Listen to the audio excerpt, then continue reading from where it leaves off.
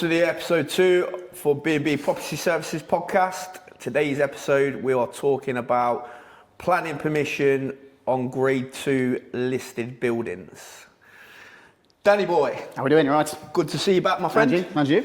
Do you want to kickstart us off with some technical bits on I can do. issues? So we could do like a pros and cons and the stigma around grade 2 listed buildings. Yeah, I think it's probably worth discussing the whole planning process in the first place, obviously. Yeah. Naturally. We've all been through, whenever you're doing some renovations to houses, the general consensus is that if it's something that's quite significant, as I'm sure you know, you require planning permission. There's varying degrees in terms of what kind of planning permission you can get and what's required for it. And there seems to be quite a big stigma attached to, the pros and cons of planning and the process in itself. I wonder why. Yeah, exactly. I mean, we've come across it ourselves on a number of occasions. In fact, we've got one project at the minute, haven't we? That's right. The bungalow that we're doing at the moment. The whole planning process, it seems to be, there's a stigma attached to the fact that, they're very busy, it takes forever, they're very picky. They're not. Fundamentally, the whole planning process it's designed around to make sure that you are building something that is, it fits in with the natural vernacular. Yeah. It keeps all your neighbours happy, but it's also designed to encourage the environment. It's to benefit the environment. Obviously, we're discovering at the moment. Obviously, with one of our clients' jobs, there's a big thing about bats at the moment. And what happens if we disturb or injure any bats? Don't want to go down that route, mate, to be completely honest. There's significant fines, and I think in some extreme circumstances there's people have been taken to court over the whole situation. So they are very much a protected species at the minute. There's loads of other protected species as well, things like newts, and birds, bats, and birds, certain birds, exactly. And all of these things have to be taken into consideration at planning stage. Yeah. It's one of those kind of things, really, to be completely honest. I think as well there's a lot of confusion on the process of obviously planning and building regs and stuff like that. Yeah, exactly. And a lot of people that don't really understand the basic process. Yeah, precisely. What I think we should maybe discuss is, the basic process for anyone thinking about taking any construction or building works on. Absolutely. And what they need to do. I mean, for us, we're pretty lucky because we teamed up with, obviously, Dan. Been working together numerous years now, and obviously Dan takes care of all of our consultancy part on that aspect. Which is a lot of fun. A lot of headache. Exactly. So, in a few words, as most plain and simple as possible, would you like to go into From scratch, basically. Yeah. From scratch, approach an architect, or I would strongly recommend approaching an architect or a builder in the first place, because the first thing that they will do is talk to an architect when it comes to anything planning orientated. If you've got a project in mind, first step, speak to a professional. They will, any competent architect or architectural technologist or designer will guide you through the whole process from start to finish. And it depends entirely on what you want to do.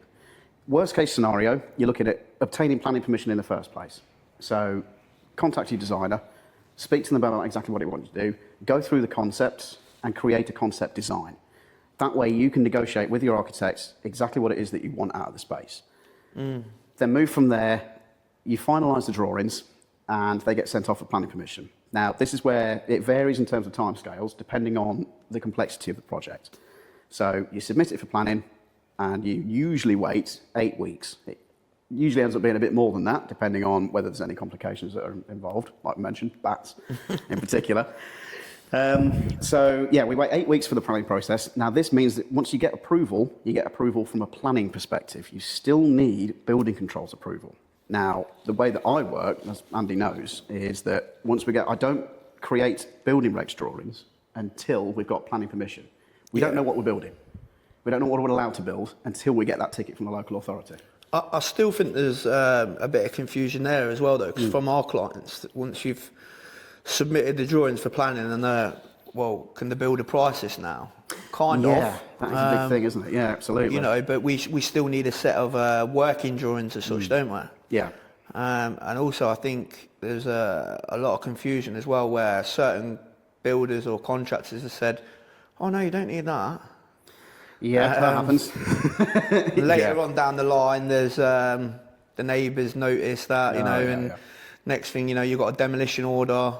Another project we're working on at the minute with a similar situation, isn't it? Yeah, I think there's a lot of people out there what haven't found the right information or been advised the right information, and I think maybe there should be something more in place, you know, to protect I think you're right. the homeowner. So going back to obviously a lot of misconception on building work and buildings and constructions, what have gone up without the correct process. Who does this underline with? Well, I mean, this is where it becomes a bit of a grey area. I think you're right. At the end of the day, there does need to be some form of process involved to establish liability in these kind of situations, obviously. Ultimately, the design lands with the architect. They're responsible for ensuring that you get permission, obviously in line with the homeowner in the first place to ensure that the homeowner is basically happy with what's being submitted. But the architect's responsible for designing that in the first place and to making sure that it complies with all regulations in the first place, and especially planning policies. There is a process with the local authority to go through in which they will come back with various bits of information they want, or they want you to change something slightly. That is part of the process. That's the whole point of having the 8-week process in the first place. But when we get to building the whole project in the first place, it's ultimately the responsibility of the person building it to make sure that it's built to the correct drawings. If the builder is building it and it doesn't quite work with the drawings, or if there's something that can't actually physically be built for whatever reason, because it does happen at the end of the day, with all, you know, with the best will in the world, we can design something as much as we possibly can. We work it on paper. In the real world, working with bricks and mortar, there are things that happen in time that basically mean that you can't do it in accordance with the drawings 100%. It's then the builder's responsibility to contact the architect to make sure that it's possible to do something like that as far as planning permission is concerned, because they're the specialists as far as planning is concerned. So the builder's responsible for talking to the architect. The architect is also responsible for speaking to the client to make sure they're happy with what's going ahead in the first place. So really, it's a bit of a sort of a conglomerative effort of everybody involved to make sure that it still gets across the line. Do you think there should be a clearer picture from the outset? I think there should be. I think, really, I mean, with the way that the HSE is working at the moment, because that's a big change that's happened recently, I'm sure you're aware, is that the HSE has actually taken over control of building regulations and building control.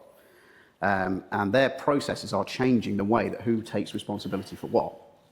Now, right from the offset, when you apply for building regs permission now, or building regs approval. Do you think there should be more information provided to the client or the general public, someone who's considering to take any kind of building work? Yeah, absolutely. I mean, to be honest, when whoever's first approached about an extension in the first place, or obviously typically residential is what I'm talking about, because that's my specialty. I think from the off, a decent architect or a decent architectural designer or a designing company is responsible for talking you through the entire process. That communication tends to break down depending on the type of architect that you're using, unfortunately. If you're using a much bigger companies and whatever, then they, you know, and this is a bit of a generalisation, obviously the process tends to get blurred a little bit. And it's all down to the competency of the person that you pick it up. I strongly recommend that if you're approaching somebody, either a builder or an architect, you research their previous work. You look at the feedback that's been given, and especially if it's somebody that you know, or if you've worked with, you've got friends that have used the same builders or same architects, speak to them about the process and how they got on with it in the first place. Yeah. It's always good to get your own information in the first place, but I do agree, you're right. I think there should be some form of public knowledge out there, or some public statement, especially probably even from the government, stipulating the process is involved in this whole thing. Especially from residential point of view. Sorry, Dan, I'm just going to jump absolutely. in there. Yeah. If we look at obviously other trades like heating engineer, you need to be gas safe registered. Yeah, absolutely. If you're an electrician, you need to be obviously NIC registered, or one of the other accreditations what's associated with that. The problem we've got is there's quite a lot of what we call general builders. With they might have picked up a trade, or then they've had a go at doing something else. There's no real, especially from the residential sort of side, there's no sort of law or license in place compared to obviously your commercial sites where you need to have you've got to have your licenses and everything like that. Do you think maybe something like that should be looked into in the future? Oh yeah, absolutely. I think at the end of the day, whoever's building your house needs to be liable for what they're building. ultimately. And the only way that that could potentially happen, realistically, is if they're registered with a governing body of some sort. Yeah. I appreciate, obviously, and that's something else, obviously, I suppose homeowners need to be really aware of, obviously, is when you're taking on a builder, they're supposed to have insurance, they're supposed to have accreditations, they're supposed to have all sorts. And these are the kind of things that I suppose homeowners aren't really made aware of in the first instance. They go to a builder because they've seen them on Facebook or whatever, and they've taken them on because they're cheap. I think insurance might be something else we can jump onto on another episode as well, because a lot of contractors nowadays are just doing these quotes online for public liability. And it's £100 or £120 a year. I mean, it doesn't cover an awful lot. No, and there's a real thin line with insurance as well. That if, for example, you've told a little porcupine, they won't pay out or cover you. And I think, you know, compared to someone like us with our insurance, we pay thousands upon thousands because of the different aspects and different trades. Whereas you might get, for example, a one-man band with 3 lads. Well, technically they're not insured because they've only got public liability. They haven't got employees liability. They haven't got indemnity. They haven't got contractual risk. These are things that I'd probably say to the homeowner to look into as well. Make sure they've got all and it's not just a generic 1-year payment of £100 or something. From 12 years ago. Because if something, if something did go wrong, the insurance companies will go through it like a fine tooth comb. Insurance companies are, and I mean this with the greatest respect to them, they're not designed to pay out. They will pay out if they need to, and obviously if they're contractually obliged to. However, they are still a business at the end of the day.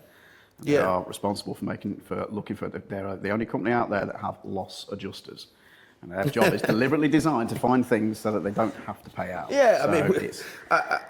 have to be squeaky clean with everything that you get covered for. And obviously, if your builder is decent enough, then they will have all of these insurances in place, and it will cover you for everything that could potentially go wrong. I think as well, obviously, with insurance, that a lot of these general contractors are just getting these basic policies. I mean, our policy has to be written for insurance because of the depth of what we cover.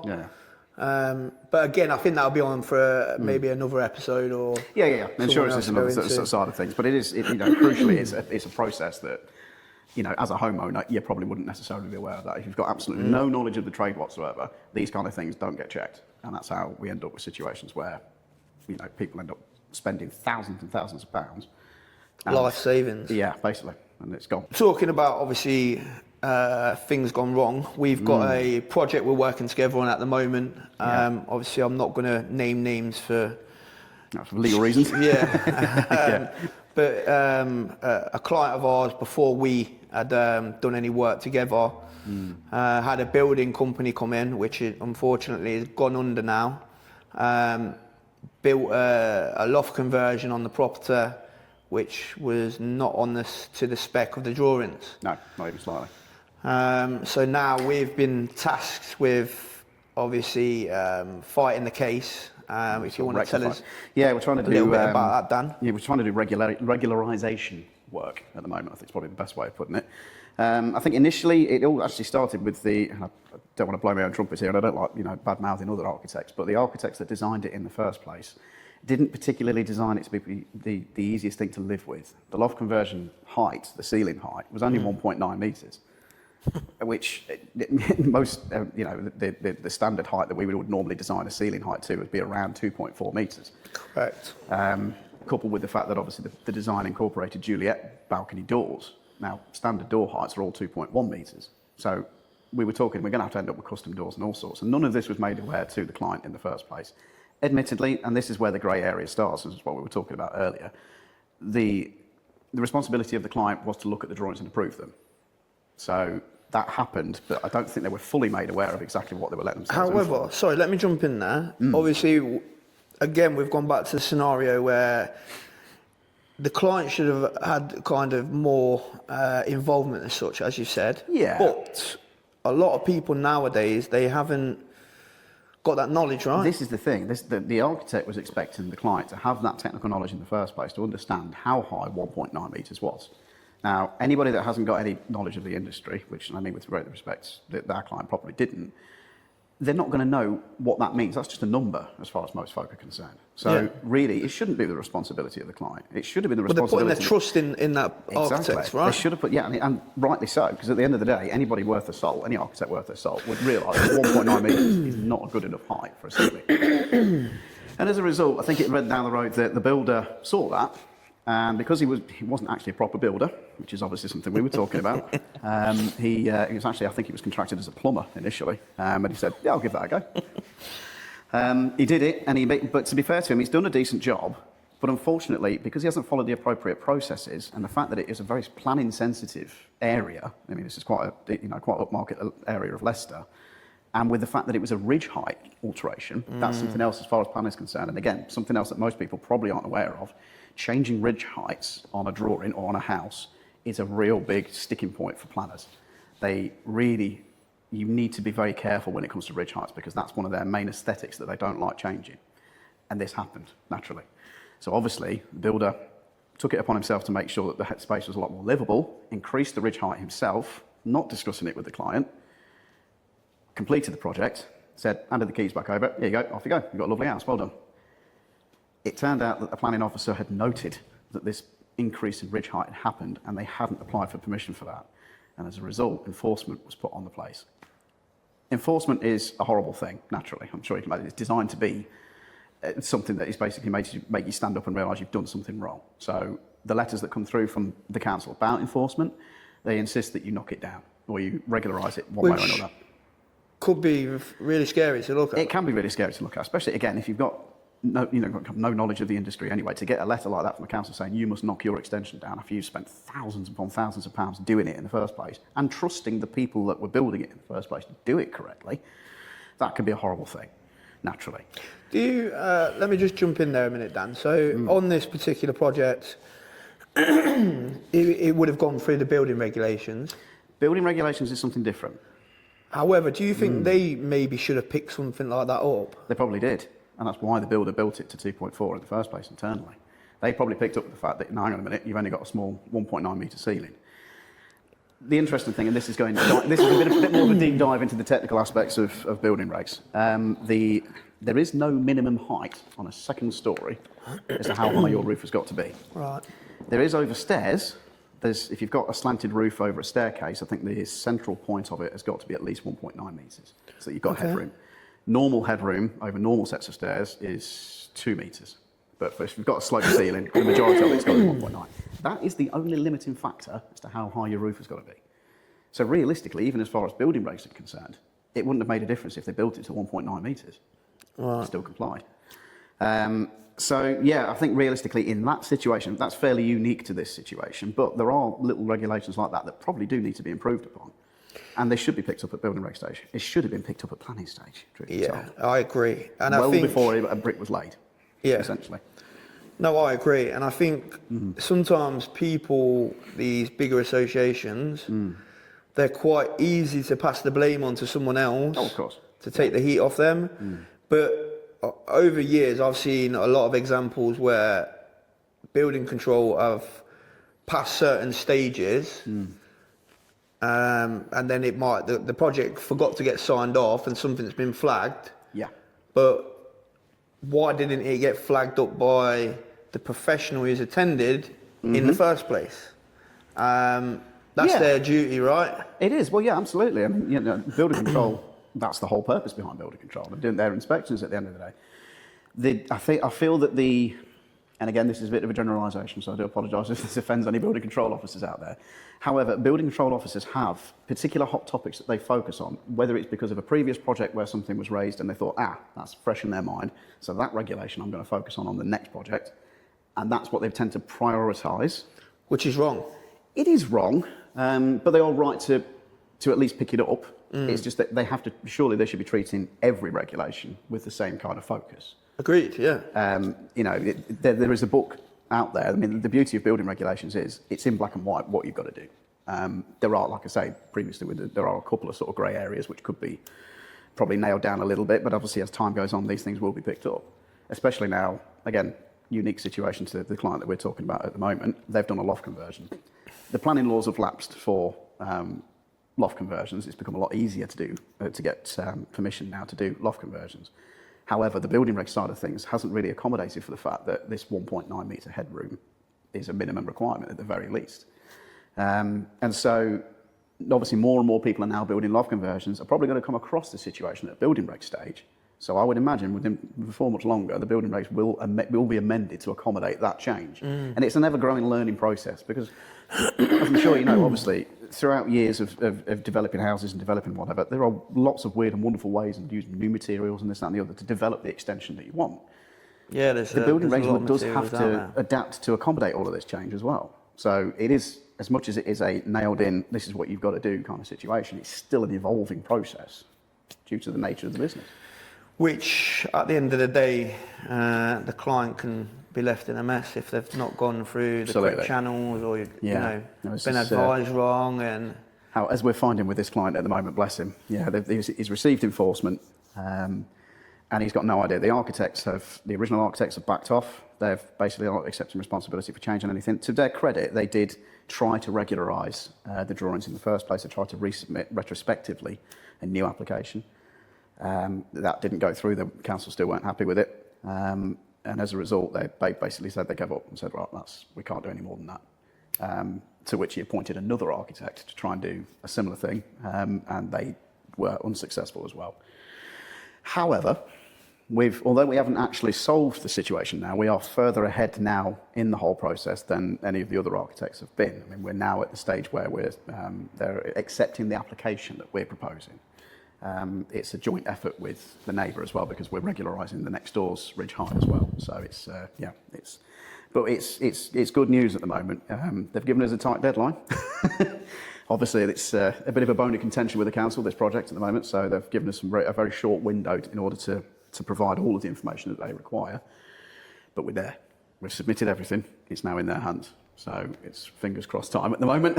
But ultimately. And I think it just it comes back to the whole planning process. I think that there's a lot of stigma attached with planners in the sense that they're very finicky with what they want. They're not. They want to see, they've got their own policies that they've got to adhere to. They all have planning policies, local planning policies and adopted planning policies that they have to adhere to. Some of them are generically vague, deliberately, so that there's an element of interpretation that the council can adopt. I think that's probably the most PC way of putting that, to be honest. And it allows a bit of creative design and basically to allow that whatever you're producing to basically match in with the local vernacular, because obviously local vernaculars change wherever you are in the country. And as a result, it's a good system if it remains consistent. Okay. So we jump into more of the grade 2 listed Stuff, yes. I feel we've covered quite a large part for the residential sort of sector and new build. Now let's jump straight into obviously the grade 2 sort of listed area. Yes.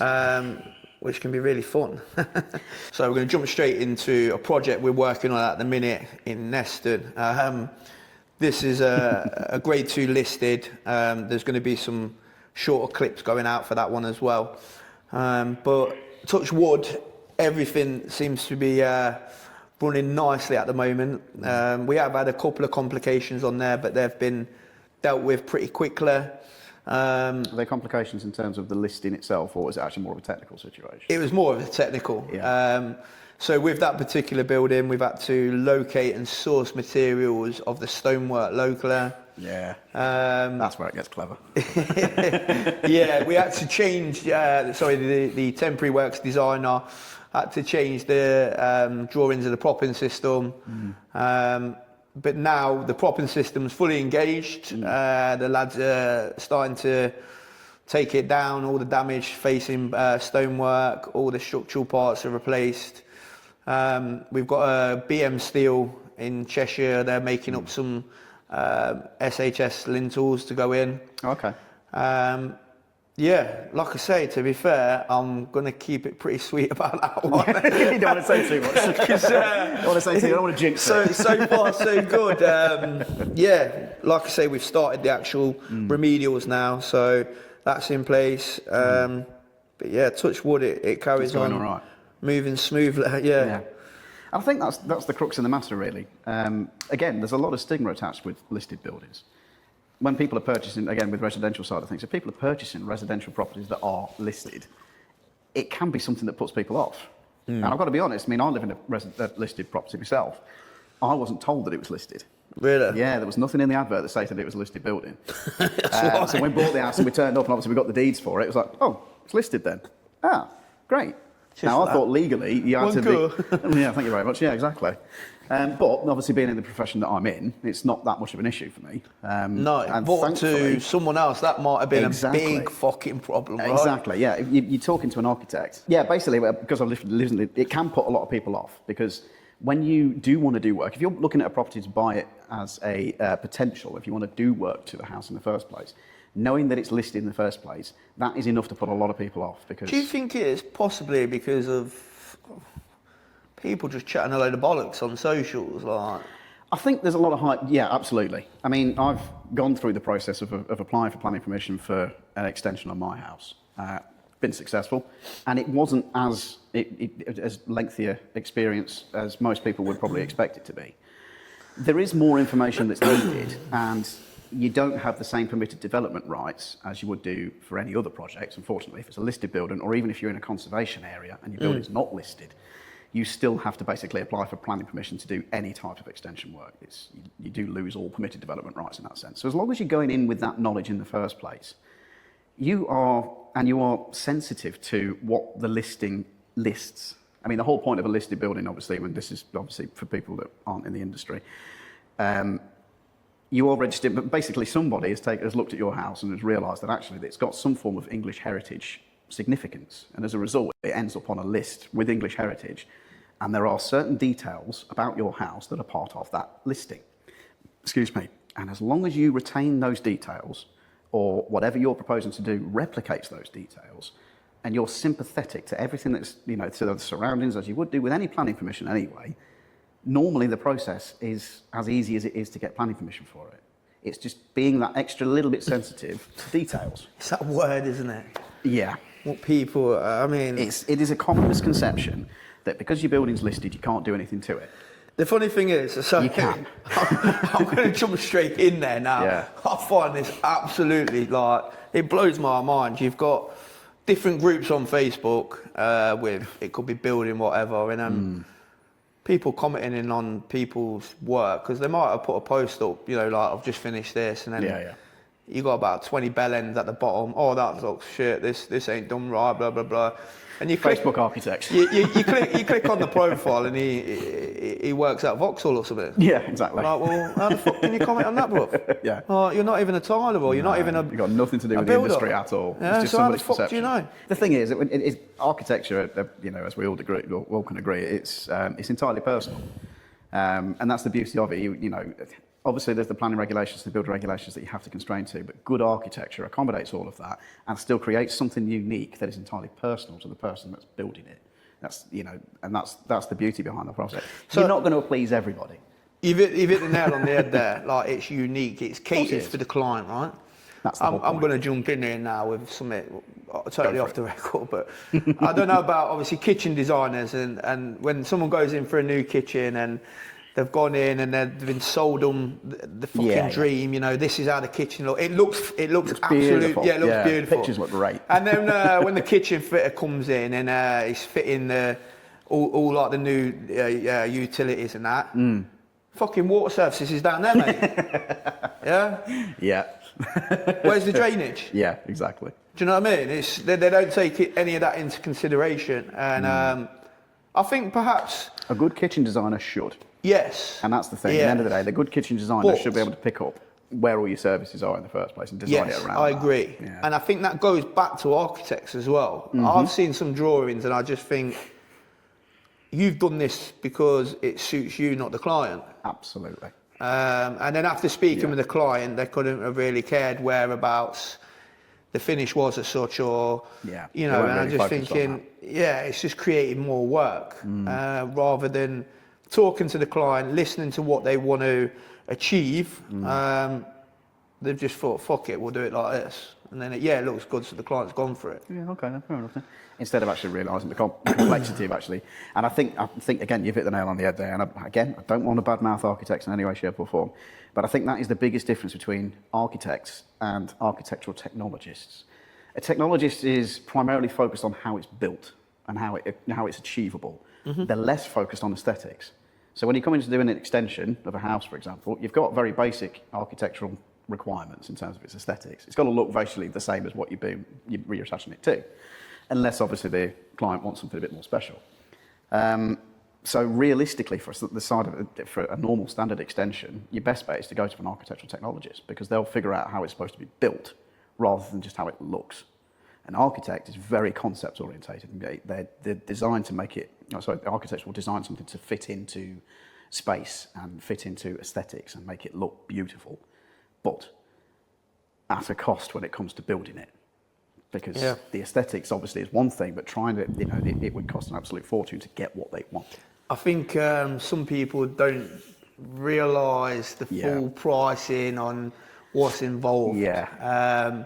We've come across so many projects just recently, haven't we? With a similar situation where you've got clients that they want the dream and they're still working on prices that were about 10 years ago. You know what I mean? It's not 10 minutes ago. No, exactly. And obviously in this ever-evolving world that we're in at the moment, the materials costs are going through the roof. Yeah. And obviously that impacts contractors, left, right and centre. Fuel prices are going through the roof. So even just getting stuff delivered is costing a fortune nowadays. So prices are going through the roof. It's a horrible situation to be in the minute. It's affecting all jobs, isn't it? Yeah, absolutely. And the amount of jobs that I've got planning permission for, and then we've gone through the building reg stage, and obviously they get people like you involved, or or any other builder for that matter. They come back with their prices and they go, "Oh, I can't afford that." Yeah. It's again, I don't think there's. I think people are too busy watching shit on YouTube and designs. And stuff like that. Oh, it's only going to cost $5,000, not 100 grand. You know what I mean? It's yeah. I don't know where people are getting these prices from. It's fucking bonkers. Well, I do sympathise to a certain degree, because most of the clients that we come across, they have an understanding of what they want, and they've been planning it for several years. Yeah. So when they probably first looked at doing the project in the first place, they were getting neighbours that were doing the same thing and this, that and the other for that price. But again, naturally... That was 10 years ago. Exactly. And nowadays, obviously, literally, especially over the past couple of years in particular, material prices just through the roof. Since COVID, in fact. COVID was the biggest problem. Fuel at the minute as well. Obviously, the more vehicles you've got on the road, it's a massive, everything requires fuel, cost, doesn't it? At the end of the day, whether it's deliveries or it's making something, it requires some form of fuel to power whatever it is to make that in the first place. So that's where the initial outlay comes from a business to create these things. Well, that has to get passed on to the client one way or another. Yeah. I think as well, clients need to obviously make sure that they're doing some of like the things we spoke about, doing the research. Yeah. Don't be free to challenge, obviously, your contractor or your architect. Oh, contractor. Yeah. Sorry. Obviously, checking out reviews, seeing what accreditations you've got, making sure that they're capable of delivering. Competency. Yeah, to that standard. Crucially, that's in everything that anybody that you take into your house to do your project, make sure they're competent at what they do. And the problem is nowadays, I think there's a lot of the free payment strategy still going round. Yeah. I want 45% up front and then another 2 payments further on through the project. That's not how you guys work, is it? No, we don't take any penny up front, and obviously we invoice through the completed work through the stages of the process. So we might have 50 lines on the quote. Once line 1's completed, the system will generate, and when line 1's been completed and signed off, the system will then generate the invoice for the client to pay. And then obviously it's that way. So that way the client's protected. They're not getting ripped off or anything like that, because they're paying for exactly what's been done. Yeah, exactly. They get a product and they can see what they're paying for before they pay for it. Security for for the company as well, I suppose.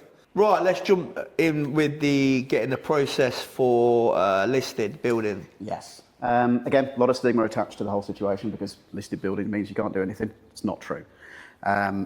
Fundamentally, you have got to be just sympathetic to what is part of the listing. It's the same process that it would be for planning. So you approach your planning officer regarding what you want to do. And you fill out 2 application forms rather than just the one. So you fill out normal planning permission, and for exactly the same information, you fill out for listed building consent. And that is assessed by an English heritage specialist. The application's free.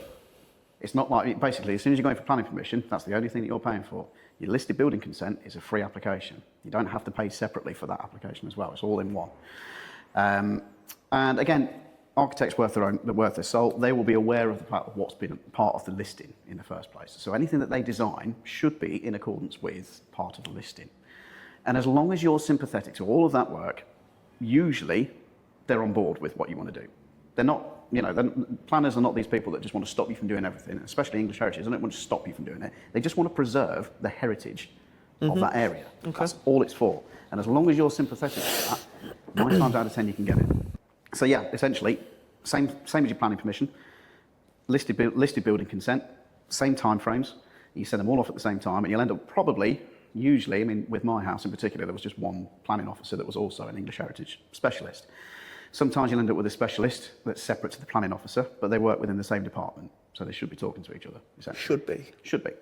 There is additional information that you require to submit for listed building consent. You'll have to create a design and access statement, and you'll have to create a heritage statement. Again, this is all responsibility of the architect. The architect will take all of that information and create that information for you. But it will be, at that stage, an additional cost because it's extra work for the architect to do. So when they provide a quote for it, they will provide a quote with this in mind. So that will be where your additional costs are. So realistically, when it comes to the whole listed building development side of things, it's virtually the same process as planning, but there is more information, and you don't have permitted development rights. So that's where the extra costs come in, because you will have to get planning permission to do whatever you want to do. Wow. But the process is virtually the same as planning. 8 weeks. Hopefully we've answered some valid questions there. Yeah. So let's end the cast with obviously some bullet points such, or stuff to speak about as such. So the main things is, if you are considering planning permission, it's probably best that you go to a professional, an architect, Dan preferably. Stay the fuck away from bats. Don't mess with bats. Yeah, don't fuck about with that. Don't mess with bats, kids. Make sure you do some research on the contractor, making sure that they're capable of working within that area. As I say, the listed sort of side, the heritage buildings is a complete different ball game. So it's always good to get a specialist contractor on board for that. Next episode, we're going to look at obviously possibly talking about insurances for contractors, and maybe more of the process of, protection for the client, something like a license that contractors should have, but within the building sector. We are B&B Property Services. We specialise in residential, commercial, industrial and agricultural, and heritage. If you have any questions, get in touch. My name's Andy. My name's Dan. Thanks for watching. Thanks for watching the podcast, everyone. The first one, this one, and up and coming ones. If anyone's got any kind of topics they want us to talk about, drop it in the message section. Appreciate the love.